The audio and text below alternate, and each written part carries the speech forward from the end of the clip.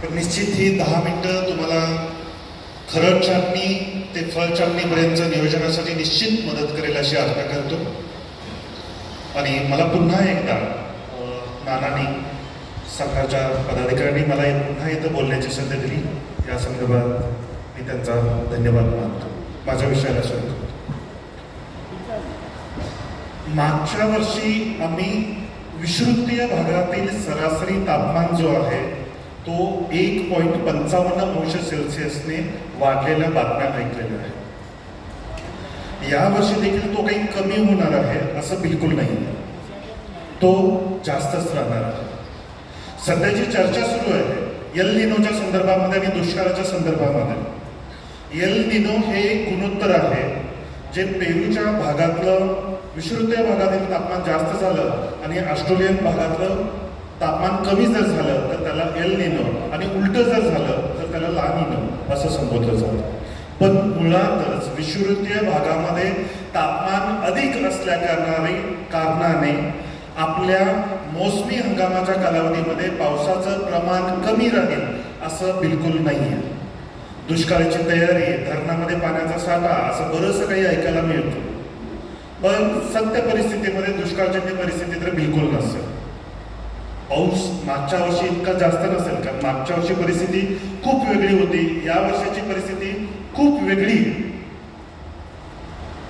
मागच्या वर्षी जानेवारीपासूनच विषुवतीय भागातील तापमान जे एक्स्ट्रीम लेवलला खूप जास्त झालं होतं, तशी परिस्थिती आता नाही.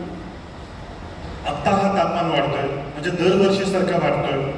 येत्या 24 तारखेला नागज, बिलूर, आगळगाव आणि आटपाडीचा पूर्वेकडच्या भागामध्ये आपण 40 ते 41 अंश सेल्सिअसचा आकडा पार करतो.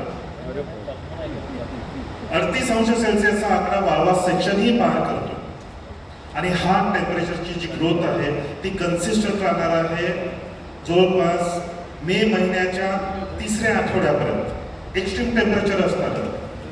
सध्याचे हे 4 दिवस ढगाळ आणि थोडंसं किरकोळ पाऊस जर सोडला तरी तो इतर ठिकाणी काही खूप त्रासदायक किंवा खूप काही आपल्याला त्रास देईल अशी परिस्थिती नाही आहे. एक गोष्ट सांगायची आहे तुम्हाला, हवेचा तापमान एप्रिल महिन्यामध्ये हवेचा तापमान 42 ते 43 अंश सेल्सिअस पर्यंत एक्स्ट्रीम स्टेजला जाण्याची शक्यता आहे. इतकं ज्यावेळी तापमान वाढतं त्यावेळी ओलांडाचं तापमान हे 55 अंश सेल्सिअस पेक्षाही जास्त झालेलं पाहायला मिळालेलं आहे. काही वेळा एक्स्ट्रीम 62 अंश सेल्सिअसची देखील नोंद आहे. जितकं तुमच्या छात्या उशिरा होतील तितकं तुमचे डोळे फुटण्यास उशीर होईल. डोळे जर उशिरा फुटले तर परत पुढच्या सगळ्याच गोष्टीची जे आहे ते उशिरा सुरू होऊ शकतं. माझी अपेक्षा अशी असेल की तुम्ही जितक्या शक्य तितक्या लवकर छाटण्या घ्याव्या, जेणेकरून डोळे फुटून बाकीच्या सगळ्या गोष्टी वेळेवरती तुमच्या सुरू होतील. एप्रिल महिन्याच्या 3ऱ्या आठवड्यामध्ये थोडंसं सध्याच्या पावसाच्या संदर्भामध्ये जी भीती आहे त्या भीतीच्या संदर्भात सांगतो. सध्या बाष्पोत्सर्जनाचा दर कालपर्यंत होता 7.1 पर्यंत, आज आहे 6.3.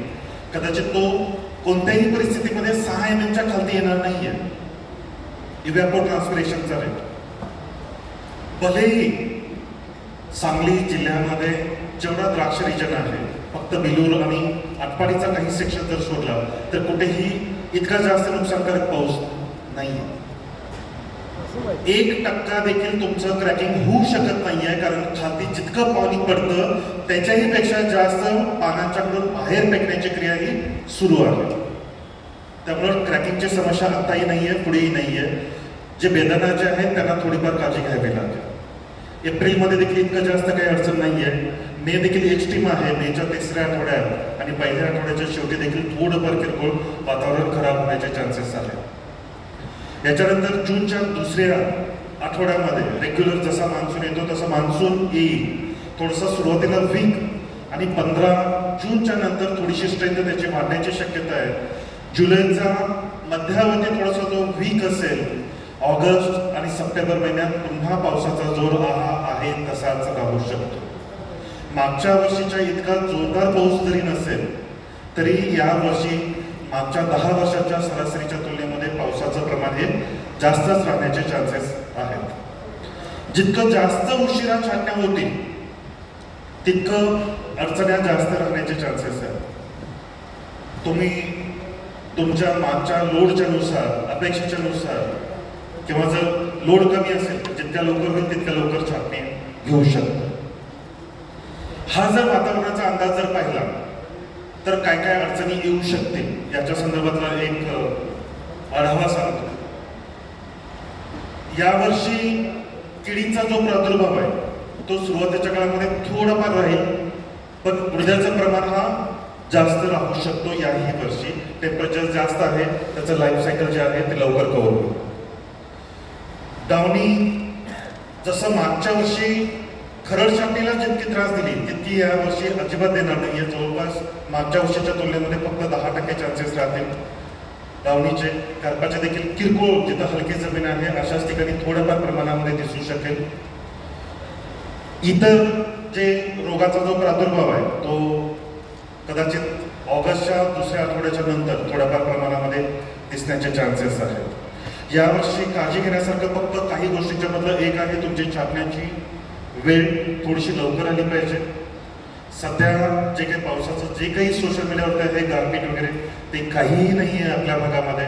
ढगांची उंची 3-3.5 किलोमीटरच्या वरती बिलकुल नाही आहे, त्यामुळे त्याचा चान्सेस नाही आहे. मोसमी हंगामामध्ये अरबी समुद्राच्या पृष्ठभागाचं तापमान हे जास्त राहण्याची शक्यता असल्या कारणाने भलेही एल निनो कितीही तीव्रतेचा जरी असला तरी आपल्याकडे पावसाचं प्रमाण हे कमी अजिबात नाही.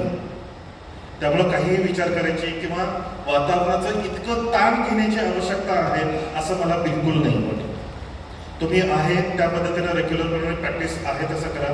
फक्त यावर्षी छापी थोडंसं लवकर घ्या, जेणेकरून तुम्हाला जे रेग्युलरली मागच्या जेव्हापासून टेम्परेचर एक्स्ट्रीम लेवलला चाललेलं आहे तेव्हापासून ज्या अडचणी तुमच्या आहेत त्या अडचणीमधून तुम्ही बाहेर पडायला तुम्हाला सुखरूप आणि मदत मिळण्यासारखं राहतं. इतकं बोलून मी थांबतो. धन्यवाद. काय म्हणतो, उमदी परिसरामध्ये उमदीपासून बिलूर जो आहे ना, बिलूरपासून 12 किलोमीटर उत्तरेला 17 ते 18 mm पर्यंत पावसाचे चान्सेस आहेत. आता आटपाडीचा पूर्वेकडच्या भागामध्ये 12 ते 14 mm पर्यंत चान्सेस आहेत.